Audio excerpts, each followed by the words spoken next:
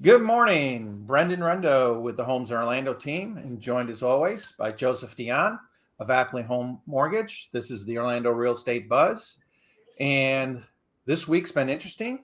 Jerome Powell opened his mouth, I and love when he opened his mouth. And the market's freaked out. I don't think there's going to be anything he could ever say that's not going to freak the market out, though. Yeah. Boy, was he.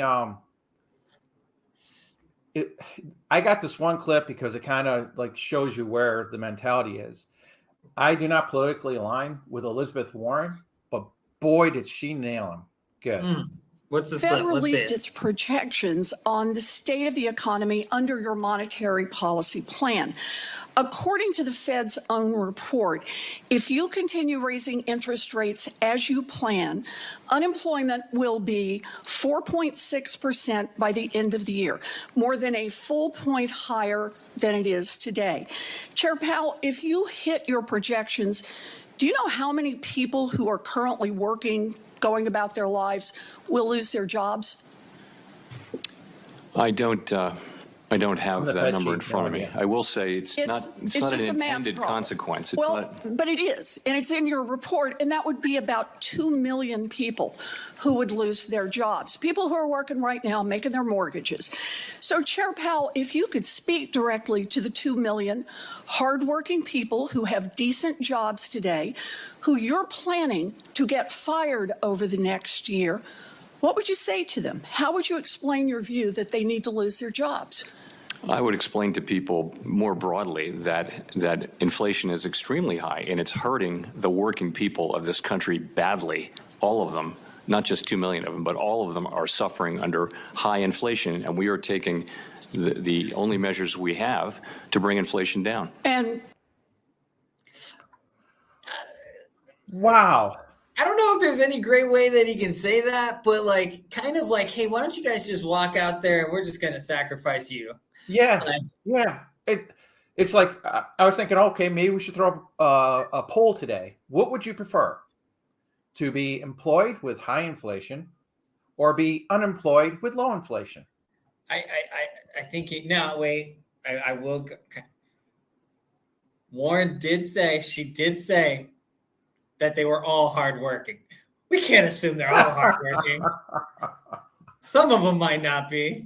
But no. But it's such a truth. Like, that's the hard part. Is like and we've been talking about this for months on end for a while. It's like his approach, which is what it is hey, we're going to increase this. We're going to basically, we're going to create higher unemployment because we know that's what it's going to take. He knows. Yep. He knows that's part of his plan. There's no circumventing it. I don't think he owned it the way he probably should have. He should have owned it a lot more. No, I don't think that was the best way. I think if that's your plan, you got to say it with confidence, not like, oh crap, I'm being cornered and I know I'm being cornered and how can I backpedal out of this? But it's tough. Like, the plan for the Fed right now is essentially that, right? It's keep driving it up, make it harder. And we're already, you and I were talking about this.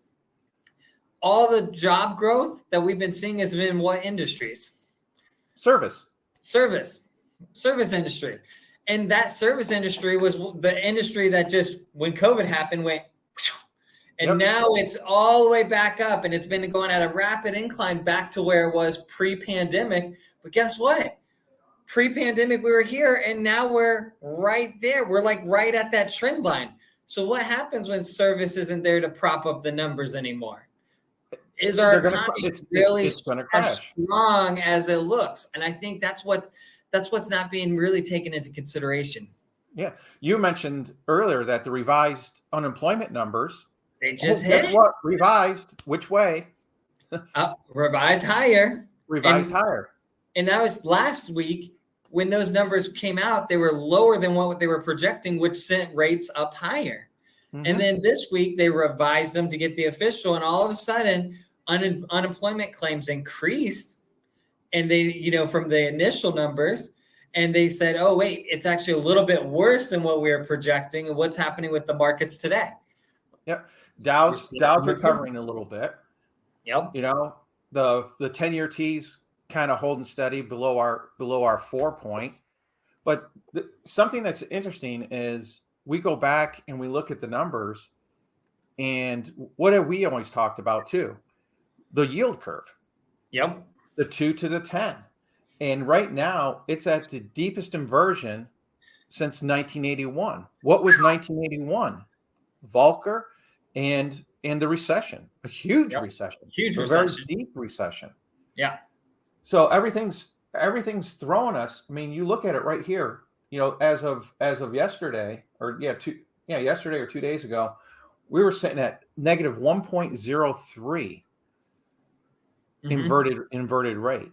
I mean, right now, I'm actually thinking of buying some 1 month T-bills, because you can buy them at $1,000 a piece through the web, through the U.S. Treasury, and you can yield close to 4.7, 4.8%. It's good. That's better than I'm getting at my bank, right? Like any day of the week. So you're looking at that, and that shows. I mean, it's just everything's pointing to a recession, and a big recession. Yeah, and that's the hard part is I want to see some of this, like the Fed slow down a little bit and let everything catch up, because that's it. And that's what they're not doing. They're not pausing and saying, hey, like, we see what's going to happen, but they're like, let's double down. Let's make it happen sooner. And I think what's going to happen is going to be what happened to the soft landing. Yep. There's no soft landing. This is not going to be a soft landing. It's going to be interesting. Like, third, fourth quarter of this year could get really, really difficult. And what if we said that's propping up the housing market and keeping the housing market going? Unemployment rate. Unemployment rate. All of a sudden we get that unemployment rate shooting up. The housing market's going to take that dump. And that's the key, is if it's a small gradual increase, that's okay. Like in that employment. But the problem is it's not going to be small and gradual, most likely. No, it's going to be a snowball effect. So it's tough to say, and that's kind of the hard part is, what I feel should happen. And again, I'm not I'm sure Powell's, he's a lot more qualified than I am. I mean, but I wonder some days. Just looking at everything, you're like, man, we have to slow down a hair and let things happen. You can't, because we've shown, hey, we're going to continue to shock and all you're doing is you're not really making the impact. You're just kicking the can and basically making it a bigger and bigger can. That's all you're doing right now. Like, it'll catch up, but we're just now fully getting everything away from what happened from COVID, which was a once in a generational type thing. Hopefully we won't have to deal with something like that again. But that impact and everything that materialized from it, we're just now. I mean, I was thinking about it. It's what is it? It's March 9th here in Central Florida. I believe it was March 15th was when we went on to curfew. We're at the 3-year mark since COVID kind of came out. And, in Florida, COVID doesn't really exist anymore. But that's what's pushed everybody to move here, right? Because of that warm weather, right? Warm weather. I can work anywhere I want. And I think that's where we are now, is we're just now out of it. And now it's like, okay, all these things that they're doing to push everything, well, that artificial getting back to where we were pre-pandemic, we're just hitting that. So now is when I think Q3, Q4, that's when we're going to really see all of this policy that's been happening for the last 6 to 9 months is going to come into effect. Yeah. Oh, I agree with you wholeheartedly. It just, everyone's in such a hurry these days that they don't let things play out. And they always, it's kind of like just having that panic attack and, oh, I got to do this. No, sit down, sit on your hands, shut up, and let it play out. It's a lot like negotiating. Yeah. You work with clients and, oh, did you talk to them? Did you talk to them? Oh, can you follow up with them? It's like, no, because the first one who talks loses. Yeah. Get needy. They know. If I go and call that listing agent, for the third time today, asking, have you got a response? Have you got a response? What's the seller going to do? Oh, they really want this house. Highest and best. Yep.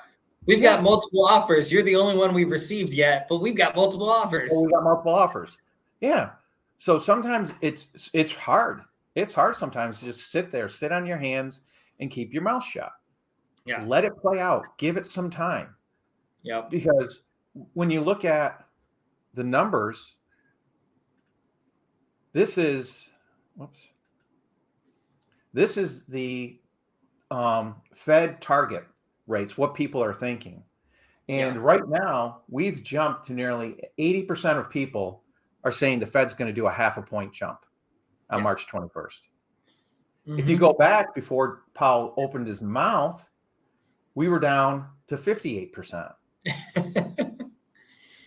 So he opens his mouth, and guess what? Everyone's like, nope, definitely going a 0.5 point. Yeah. And a lot of people are saying over the next 4 meetings, we're probably going to see a full percentage point jump in the overnight rate. Yeah. That's, I mean, the funny part about it is like, what's better? Let's do a 0.5% this time and then 1/4, or do a quarter all 4 of these meetings. Like, I feel like if you did a quarter all 4 of these meetings, we'd see everything stay neutral, and we wouldn't see those gut punches. And I think that's what's kind of creating some of this volatility too in the marketplace. Is it's like a gut punch every time the Feds do something, because they don't, like, even though we know and we see what they're going, we have confidence. It's like 80% thinks it's going to be a 50, and it's going to be a 50. But the reality is it's still going to suck when it happens. Yeah. And I think that's the hard part. They priced it in. Yeah. Yep. and we joke, like, sometimes we see some rate improvements, but I've been talking to clients about lately, as I was like, yeah, it's getting priced in, but what's happening now is, like, they're like, hey, it's going to be up here. And then the news hits and we see that rate improvement, and it drops right down like that much, like just barely even noticeable. But the reality is rates probably should have been still here. Yeah. But because of the uncertainty, everybody's going, we got to be up here, and everybody's moving up there. And there's so many different moving pieces right now that it's tough for a client and a consumer. It's like, it's hard. Like, we've been telling everybody, it's like, we're in a lock status. Like, there's no, I've got a client right now where they need an extension. And I was like, seller has to pay. Like, seller didn't do something on their side. We need an extension. Sellers, like, you can't absorb the cost. And they're like, why? And the agent was like, well, can't we just relock? And I said, no, I locked them 30 days ago. If I were to relock, it would cost them like $15,000 for that rate on a 3. Like, I was like, we're extending, and you need to have the seller pay that because they caused the delay. And we're talking, they're expecting a 3-week delay. Oh my gosh. I'm like, that's a big expense, but it's not fair to the buyer to have to incur that. Yeah. I mean, so we go back and we look at the 30-year rates again, here we are, first part of February. Yep. We were back. We actually hit back under 6. Yep. And where are we today? We're sitting at 7, a little above 7. Yep. So if you locked them, at the beginning of February, I locked them they were at a 6.25. That's what I locked them at. Oh my God.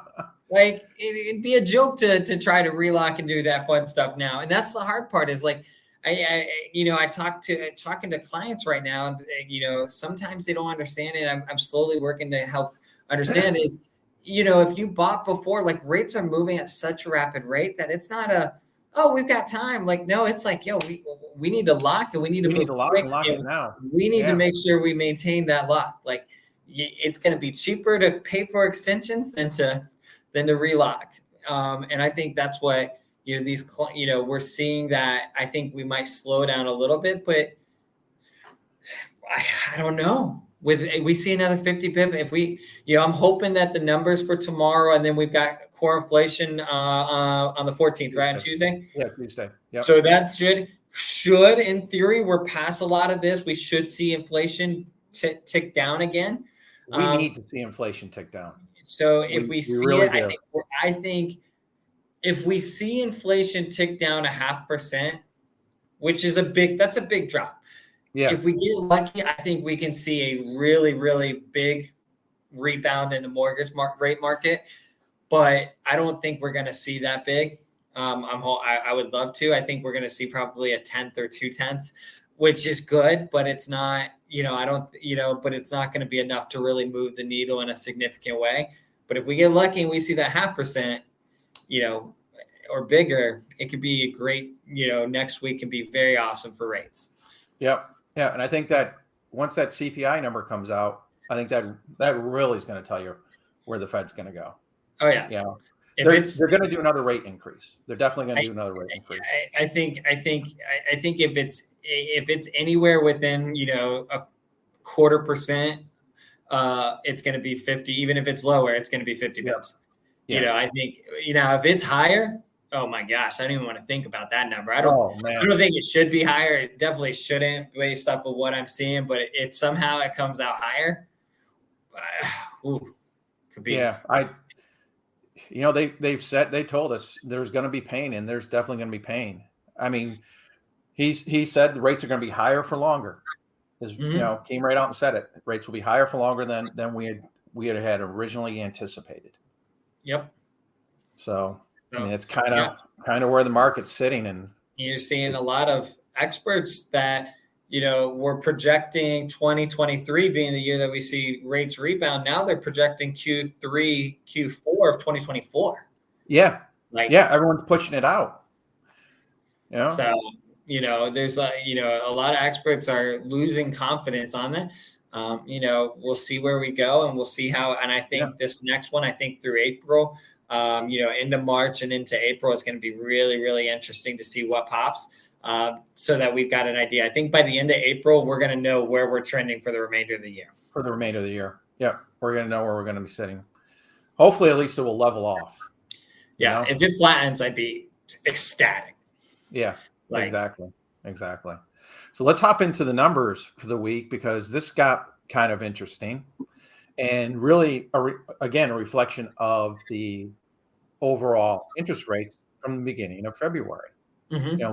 Came into really the last month of February, and we jumped to 571 closings, which is the highest number of closings we've had in a couple of months. Yeah. And then one nice thing to see was the inventory kind of flattened out. We didn't have another 150 dip that we had previously. So when you start looking at it, one of the things we always like to take a look at is, what is the original sales price versus the final sales price. Mm-hmm. And we scooted up a little bit here to 93.5%, where we had been sitting down in that 92, 91 for a couple of months. And then we're almost at 97%. So really only about 3% negotiation off of the final list price. And you see everybody kind of push back up, but the middle ground, which is what we deal a lot in, is you see here is only 98%. So people didn't have to discount as much, and part of that is just you were seeing houses starting to move off the market a little bit quicker than you had previously. People going, oh, I got that 6%. Let's get out there and let's find that house. Well, I've still got the lock. Our median price, we're sitting right at that 400, 425 level where we've been sitting, now for several months. So the prices have leveled off, which is nice to see compared to, again, other parts of the country. I keep going back to San Francisco, which they're down 30, 35% right now. Yeah. I mean, they're just getting crushed. And then Austin, Texas. Yeah. So we're fortunate in that inventory number. And, we're dealing with another gentleman coming from California back to Florida. Yep. People still looking to move. Yep. Yeah. Foreclosures. And then here's our days on market. And we had peaked in mid-February at 68. And we're slowly shooting down. We're down 4 days overall. And I can tell you, I've had a couple houses, had one actually on Wednesday, hit the market at like 8 o'clock. There was someone there at 9 o'clock, cash offer, boom, done. Yep. And we wanted to try and get in by 11 o'clock. And I'm like, oh, gosh, I hope we don't get into this again. I really hope we don't get into this again this summer. Even with the higher interest rates, if people are qualified, they're gonna make decisions quickly. Yep. And this was just nice to see is inventory flattened out for this week. Flattened out. Yep. Exactly. And I think 100%. We need to see it just flatten out a little bit. I would love to see inventory tick back up a little bit as well. Even if it went up 500 or 600 homes, it would help. It would help out. So if your house is priced right, presented right, promoted right, it's going to sell, and it's going to still sell quickly. Yeah. It's those ones that haven't put the fresh coat of paint on, haven't just cleaned up the yard. Even so, I've seen a lot. We've got one where we had a property, and we're seeing a lot of those flippers that really they made out like bandits during the last couple of years, but they listed at the top market, still trying with no comps, and they comped it out from 8 months ago, then finished rehab, and then never comped it out again. And they're trying to get those numbers, and now appraisers are coming back, and it's like, hey, I got 3 sales, that are, within 90 days in your neighborhood, within a mile.